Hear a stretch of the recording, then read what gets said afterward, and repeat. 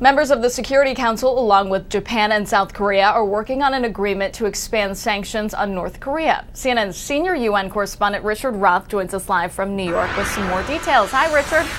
Hello, Nicole. Yes, here at the United Nations, key members of the UN Security Council continue to work on a resolution that's primarily designed to respond to North Korea's recent underground nuclear test and latest missile launch. But as each day goes by, memories tend to fade with the public. The United Nations Security Council works on its own timetable. U.S. Ambassador Susan Rice, following the latest round of closed-door consultations, said, "We're making progress, we're not there yet," and then she added, "That's it in a nutshell." The ambassador and her counterparts from Britain, France, Russia, China, along with Japan and South Korea, have been deliberating behind closed doors for more than 2.5 weeks now, and we don't have any timetable yet for a resolution. Following the latest meetings, the United States and Japanese delegates commented on the search for a resolution. We're all working through a large set of very complex, difficult issues, and this is a very technical endeavor. We are consulting amongst each other and with our capitals, and we'll get it done as soon as we can get it done. We have been making a great effort, and I hope you understand that we're not just spending idly 2 weeks. Obviously, we have discussed in detail, and discussing in detail again.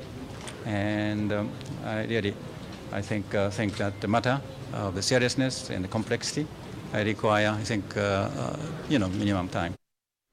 The Japanese ambassador hinted there may be more discussions today. One diplomat had told CNN that he had expected that the resolution would win the approval of all of these major powers and then be distributed to the other 10 so-called non-permanent members of the Security Council, who have been eagerly awaiting any news. Now, Nicole, the key aspects of this resolution is look at the last resolution from about 3 years ago when North Korea also tested a nuclear device. The problem is that the member countries of the United Nations really didn't enforce that Security Council resolution. Nicole. And that's what I wanted to ask you about, Richard. We've seen this before. This is almost a weird sense of deja vu. Does this keep continuing because North Korea wants more incentives to come back to the table? They don't come to the table. They come to the table. They want more money, etc. And the cycle continues. Why are we seeing this over and over again? Yes, all and some of that. No one could really know for sure what the North Korean leadership wants.